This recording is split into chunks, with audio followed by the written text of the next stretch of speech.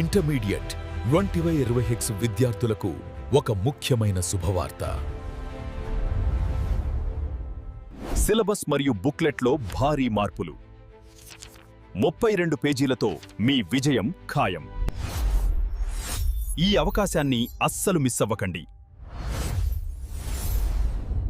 పూర్తి వివరాలు తెలియాలంటే ఈ వీడియోను ఇప్పుడే పూర్తిగా చూడండి.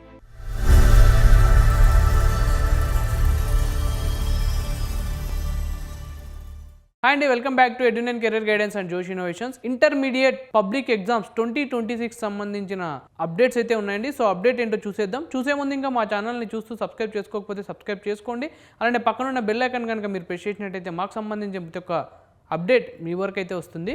ఇంటర్మీడియట్ పబ్లిక్ ఎగ్జామ్స్ అనేది మనకి 23rd ఫిబ్రవరి నుంచి అయితే స్టార్ట్ అవుతున్నాయండి. సో దీనికి సంబంధించిన అప్డేట్ ఏంటంటే ఇంటర్మీడియట్ పబ్లిక్ ఎగ్జామ్కి సంబంధించిన ఏర్పాట్లన్నీ పూర్తయిపోయినాయండి.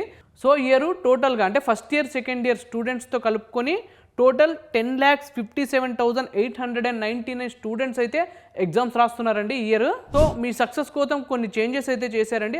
ఏ చేంజ్ చేశారో ఒకసారి చూద్దాం. సో సిలబస్ అండ్ పైట్రాన్ సంబంధించిన చేంజెస్ అయితే చేశారు. సో ఫస్ట్ ఇయర్ స్టూడెంట్స్ సంబంధించిన అప్డేట్ ఏంటంటే ఈ ఇయర్ మనకి 32 పేజెస్ బుక్లెట్స్ అయితే వస్తున్నాయండి. సో ఎందుకంటే ప్రీవియస్ ఫస్ట్ ఇయర్ స్టూడెంట్స్కి 24 పేజెస్ బుక్లెట్స్ అయితే ఉండేది. సో ఇయర్ మనకి ఏం చేశారంటే 32 పేజెస్ బుక్లెట్స్ అయితే ఇస్తున్నారు.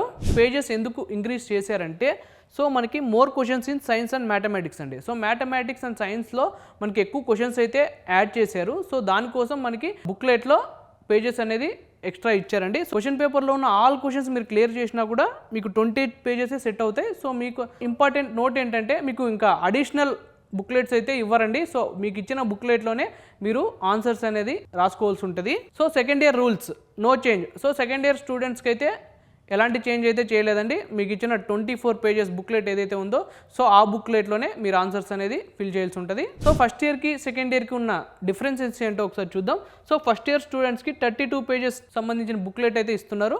సో సెకండ్ ఇయర్ స్టూడెంట్స్కి అయితే 24 పేజెస్ సంబంధించిన బుక్లెట్ అయితే ఇస్తున్నారండి. సో ఓల్డ్ పైటానే ఉంది, దీనికైతే న్యూ పైట్రాన్. సో ఇంకొక అప్డేట్ ఏంటంటే ద బయాలజీ అప్డేట్ అండి. సో ఇంతకుముందు మనకి అంటే బైపీసీ స్టూడెంట్స్కి botany plus zoology separate question papers అయితే ఇచ్చేవాళ్ళండి.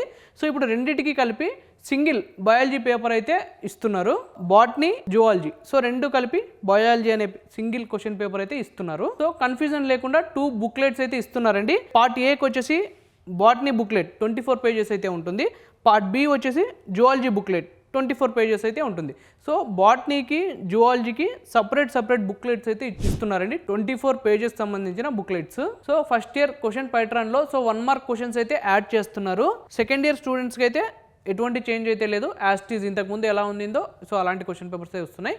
సో ఫస్ట్ ఇయర్ స్టూడెంట్స్కి మాత్రం సో 1 మార్క్ క్వశ్చన్స్ అనేది యాడ్ చేస్తున్నారు. సో పాస్ మార్క్ రిలీఫ్ అండి. సో ఇంతకుముందు మనకి ఎలా ఉండేది 85 ఫస్ట్ ఇయర్ ఎవరైతే చదువుతున్నారో సో దానికి సంబంధించిన సైన్స్ సబ్జెక్ట్స్ వచ్చేసి ఫిజిక్స్, కెమిస్ట్రీ, బయాలజీ. సో ఈ 3 సబ్జెక్ట్స్లో మనకి 29 మార్క్స్ వస్తే పాస్ అయిపోయినట్టండి.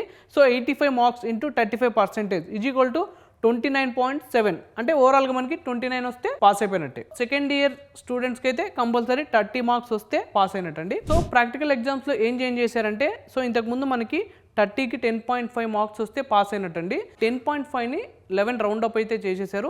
మన 30కి 11 మార్క్స్ వస్తే మన ప్రాక్టికల్ ఎగ్జామ్స్ అనేది పాస్ అయినట్టు. సో ఇయర్ మాత్రం స్ట్రిక్ట్ మానిటరింగ్ అయితే జరుగుతుందండి. సో అన్ని ఎగ్జామ్ సెంటర్స్లో సీసీ కెమెరాస్ అనేది అరేంజ్ చేశారు. ఎటువంటి స్లిప్లు కానీ చూసి కాపీ కొట్టడం కానీ ఇలాంటివి అయితే చేయొద్దండి. ఎందుకంటే మీకు స్టేట్ అండ్ డిస్ట్రిక్ట్ సంబంధించి బోర్డ్స్ మిమ్మల్ని అబ్జర్వ్ చేస్తూ ఉంటాయి, అంటే మానిటరింగ్ చేస్తూ ఉంటాయి. కాబట్టి మీరు స్లిప్పులు పెట్టడం కానీ లేకపోతే కాపీ కొట్టడం కానీ ఇలాంటివి చేయొద్దండి. ఎందుకంటే ఇమీడియట్గా మీరు అక్కడ నుంచి మిమ్మల్ని బయటికైతే పంపించేస్తారు. సో కాబట్టి మీరు ఇవి దృష్టిలో పెట్టుకొని ఎగ్జామ్స్ అనేవి రాయండి.